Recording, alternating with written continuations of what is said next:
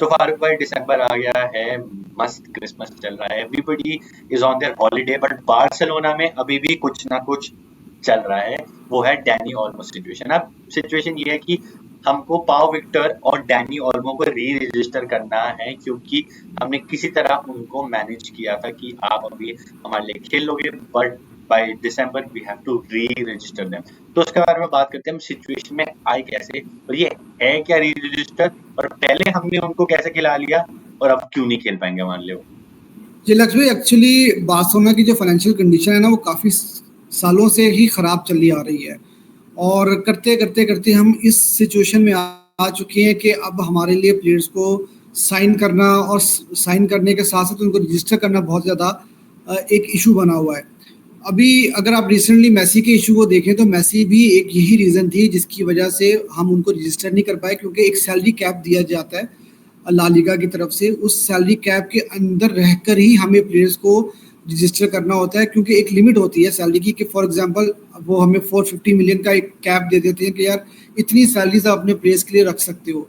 अगर हम उसे एक्सीड करेंगे तो हम प्लेयर्स को रजिस्टर नहीं कर पाएंगे। और दूसरी चीज़ ये कि हम लोग 1:1 के ऊपर नहीं है अभी भी, और 1:1 के ऊपर ना होने की वजह से बहुत सारी लिमिटेशंस जो हैं वो क्लब के लिए आ जाती हैं। और सिर्फ बार्सिलोना ही नहीं, बार्सिलोना के साथ साथ ला लीगा के और भी बहुत सारे क्लब्स हैं जो इस तरह के सिचुएशन के साथ डील कर रहे हैं, जिसमें सेविया, वलेंसिया और भी बाकी क्लब्स ऐसे हैं जिनको इस वक्त प्रॉब्लम्स है। और आपने देखा होगा कि रिसेंटली उन्होंने अपने काफ़ी मेन और बड़े प्लेयर्स को जो है वो सेल किया दूसरे क्लब्स को, ताकि वो पैसा जनरेट कर सके और फाइनेंशियली अपने आप को स्टेबल कर सके। तो बार्सिलोना का भी जो सिचुएशन है वो कुछ इसी तरह से ही चली आ रही थी। मैंने आपको मेसी के केस की एग्जांपल दी, और जब हमने डैनी ओल्मो को साइन किया तो डैनी ओल्मो को साइन करना तो कोई प्रॉब्लम नहीं था हमारे लिए, लेकिन उनको रजिस्टर करना काफ़ी बड़ा इशू था, क्योंकि मैंने आपको जैसा सैलरी कैप का एक थोड़ा सा जो इशू है वो एक्सप्लेन किया, तो वो कैप में पूरा बैठ नहीं रहे थे, जिसकी वजह से हमें गुंडोगन को सेल करना पड़ा, वापस उनको मैनचेस्टर सिटी भेजना पड़ा। और फिर हमने फिर डैनी ओल्मो की जो सैलरी है वो उनकी एब्सेंस में वहाँ पर एडजस्ट की, और जिसकी वजह से डैनी ओल्मो अभी जो है वो बार्सिलोना में फर्स्ट 6 मंथ्स जो हैं वो सीजन के वो खेल पाए हैं। अब क्योंकि हम 1:1 के ऊपर नहीं है, तो हमें दोबारा से जनवरी में ला लीगा के पास जाना है, उनको बताना है कि यार हमारे रेवेन्यूज़ क्या हैं, हम कैसे इनकम जनरेट कर रहे हैं, इस वक्त हमारी फाइनेंशियल कंडीशन क्या है। तो जो प्लेयर्स हमने साइन किए थे दिसंबर में, उनको हमें दोबारा रजिस्टर करना पड़ेगा। तो ये सिचुएशन इस वक्त चल रही है। हाँ, एक और चीज़ जो हमने की थी उस टाइम पे, हमारा जो प्लेयर है क्रिस्टेंसन, 4 महीने के लिए वो इंजर हुए थे, तो हमने क्रिस्टेंसन को अपनी लिस्ट से हटा दिया कि अब हम हमारी लिस्ट में नहीं है, हम इनको सैलरी नहीं दे रहे। And according to the La Liga rules, अगर कोई भी प्लेयर 4 महीने या उससे ज़्यादा के लिए इंजर है, तो हम उनकी 80% ऑफ सैलरी यूज़ कर सकते हैं on new player, and that's how we registered Dani Olmo. But अब सिचुएशन ये आ गई कि Christensen would be back, now we have to play both of them. हमें डैनी ओल्मो भी खिलाना है, हमें क्रिस्टेंसन भी खिलाना है, हमको पाउ विक्टर भी खिलाना है, बट हमारे पास रेवेन्यू की स्ट्रीम्स दिखाने के लिए नहीं है। मतलब एक नाइकी की डील के बारे में बात हुई है और भी चीज़ें हुई हैं, बट हमको ला लीगा को ऑफिशियली दिखाने की हमारे पास इतना रेवेन्यू इन मनी आ रहा है, जिस चक्कर में हम इतना एक्स स्पेंड कर पा रहे हैं। तो अब करेंटली क्या सिचुएशन है, व्हाट हैज लपोर्टा डन, क्या उनने अब ट्रिक यूज की है जिससे कि हम ये प्लेयर्स को खिला पाए और सारे के सारे प्लेयर्स हमारे लिए अवेलेबल हो, और Dani Olmo as a free agent Barcelona से नहीं जाए। जी लक्ष्य भाई, एक्चुअली अब यहाँ से जो है ना वो सिचुएशन कुछ ऐसी बन गई है कि बार्सिलोना, देखिए नाइकी की डील के ऊपर काफ़ी ज़्यादा डिस्कशन चल रही थी पिछले 5-6 महीने से, ठीक है।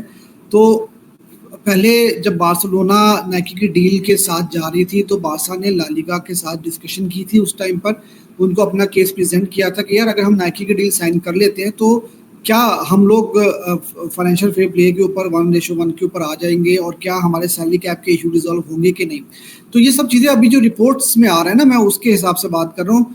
और रिपोर्ट्स मैं आपको फिर बताता चलूँ कि मेरा जो एक्सपीरियंस रहा है पिछले समर विंडो में, वो मैं मुंडो डिपोर्टिवो, स्पोर्ट और बाकी के एफएफ पोलो, इन सब जो ऑथेंटिक आपके रेप्यूटेबल जर्नलिस्ट हैं उनकी रिपोर्ट्स लेकर मैंने जो वीडियोस बनाई और मैंने जो इन्फॉर्मेशन अपने व्यूअर्स को दी थी, तो यार मैं बहुत डिसअपॉइंट हुआ था कि वो चीज़ें जो है ना बाद में एकदम से चेंज हो जाती थी। तो इसलिए जो न्यूज़ आ रही है हम उसकी बेस के ऊपर बात कर रहे हैं।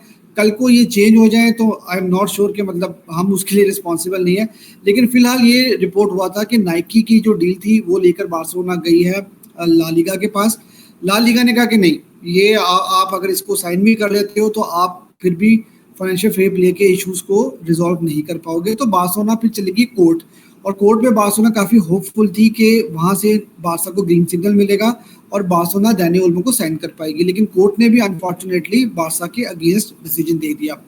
अब क्योंकि टाइम भी बहुत शॉर्ट है और आज ऑलमोस्ट 29 है, और अब इस सिचुएशन में लापोर्ता के पास जो कोई सोल्यूशन था वो उनके जहन में ये था कि हम अपनी जो न्यू कैंप नो जो अभी बनने जा रहा है उसकी जो वीआईपी सीट्स है उसको पहले से सेल कर दें और उससे रेवेन्यू जनरेट करके वो हम ला लीगा को दिखाएंगे कि भाई ये हमने 100 मिलियन की जो है वो सेल की है और ये हमारा रेवेन्यू है। इसकी बेस के ऊपर अब हम जो है वो फाइनेंशियल फेयर प्ले में हमें हमारा बताओ कि हमारा क्या स्टेटस बनता है और क्या डैनी ओल्मो को हम साइन कर पाएंगे कि नहीं।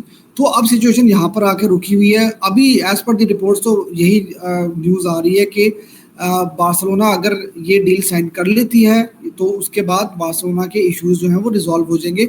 सिर्फ पाओ विक्टर और डैनी ओल्मो ही को रजिस्टर नहीं कर पाएंगे हम, बल्कि अगर हम पैड्री और गावी को कॉन्ट्रैक्ट एक्सटेंशन देते हैं, और ऑब्वियसली जब हम कॉन्ट्रैक्ट एक्सटेंशन देते हैं तो वहाँ पर सैलरीज को हम इंक्रीज करते हैं और इसी बेस के ऊपर प्लेयर्स जो है वो रुकते हैं फिर हमारे पास, तो हम उनको भी रजिस्टर कर पाएंगे, उनकी सैलरी न्यू सैलरी के साथ उनको रजिस्टर कर पाएंगे। देखते हैं कि अभी क्या होता है। अभी तो 1-2 दिन के अंदर पूरी पिक्चर जो है वो क्लियर हो जाएगी। और इसमें एक और ट्विस्ट ये था कि पहले रिपोर्टेड था कि हम ऑलमोस्ट 200 मिलियन रेवेन्यू जनरेट करेंगे by selling those VIP boxes, but अब न्यूज़ आ रही है कि 100 मिलियन है। थोड़ी निटी-ग्रिटी में है, ऊपर नीचे आगे पीछे हैं चीज़ें, वो अभी तक क्लियर नहीं है। जो भी हमें चीज़ें पता चल रही हैं वो ही बता रहे हैं।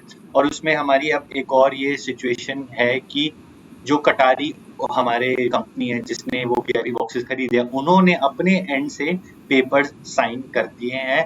The papers are with Laporta and Laporta पहले कंफर्मेशन लेना चाहता है ला लीगा से, कोर्ट से, कि अगर मैं रेवेन्यू ला रहा हूँ would you consider it, because पहले नाइकी वाली डील को उन्होंने कंसिडर नहीं किया कि नहीं हम इसको as revenue at least for now consider नहीं करेंगे। तो अभी सिचुएशन में अगले 2-3 दिन में क्लियर हो जाएगी। 31st नाइट है हमारी लास्ट डेट, उससे पहले हमको सॉर्ट आउट करना है, देखते हैं आगे क्या होता है। बट लास्ट क्वेश्चन फारूक भाई, any transfers do you think that will happen in winter? नहीं, मुझे नहीं लगता। जो अभी भी रिपोर्ट्स आ रही हैं उसमें तो यही क्लियर है कि हम किसी साइनिंग के लिए नहीं जाएंगे। अभी तक की रिपोर्ट्स तो यही हैं यार।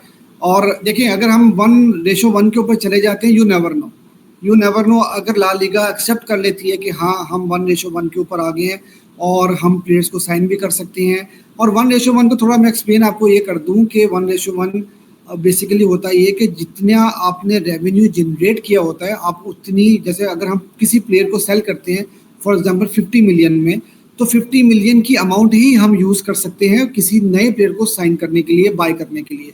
फिलहाल हम 1:1 के ऊपर नहीं है। और अभी की जो सिचुएशन है, फॉर एन एग्जाम्पल मैं आपको बता रहा हूँ कि अगर 50 मिलियन में हम किसी प्लेयर को सेल करेंगे तो हम उसका एक पोर्शन 20 मिलियन 25 मिलियन ही जो है वो मार्केट में लगा सकते हैं किसी प्लेयर को साइन करने के लिए। तो अभी सिचुएशन फिलहाल ये है। लेकिन अगर हम 1:1 के ऊपर आ जाते हैं, यू नेवर नो, हो सकता है हम किसी साइनिंग के लिए चले जाएं। लेकिन जो अभी तक रिपोर्ट्स हैं वो रिपोर्ट्स ये कहती हैं कि जो डेको हैं वो ऑलरेडी वेकेशन के ऊपर ब्राज़ील जा चुके हैं, और आपको पता है कि डेको ही है जो प्लेयर्स को साइनिंग वगैरह सारा करता था वही है, तो वो अवेलेबल नहीं है। और मुझे लगता नहीं है कि हम किसी प्लेयर को साइन करेंगे। अगर हम डैनी ओल्मो, पाओ विक्टर, इनको ही अगर हम रजिस्टर कर लेते हैं और क्रिस्टनसन को रजिस्टर कर लेते हैं तो मेरे ख्याल से ये हमारे लिए एक बहुत बड़ी अचीवमेंट होगी। क्योंकि हम लोग मतलब जो रिसेंटली हम लोगों ने जो मैनेजमेंट के इश्यूज़ देखे हैं, फाइनेंशियल इश्यूज़ देखे हैं, उसी से अगर हम बाहर आ जाएं तो मेरे ख्याल से ये एक बहुत वे फॉरवर्ड होगा हमारे लिए। बट एक छोटी गुड न्यूज़ है कि जॉनसन टाह के साथ हमने ऑलमोस्ट डील डन कर लिया फॉर समर। एक मेरे को बार्सिलोना की स्ट्रैटेजी बहुत अच्छी लगी कि हम फ्री में प्लेयर्स लाते हैं और उनको फिर हम आगे पोटेंशियली बेच सकते हैं। ये क्रिस्टियनसन को भी हम फ्री में लाए थे, तो ये जॉनसन टाह को भी हम free as a free agent ला रहे हैं। तो very good strategy by Barcelona जो हमारी सिचुएशन उसके हिसाब से। तो anyway, thank you guys for watching and thank you Farooq भाई फॉर कमिंग।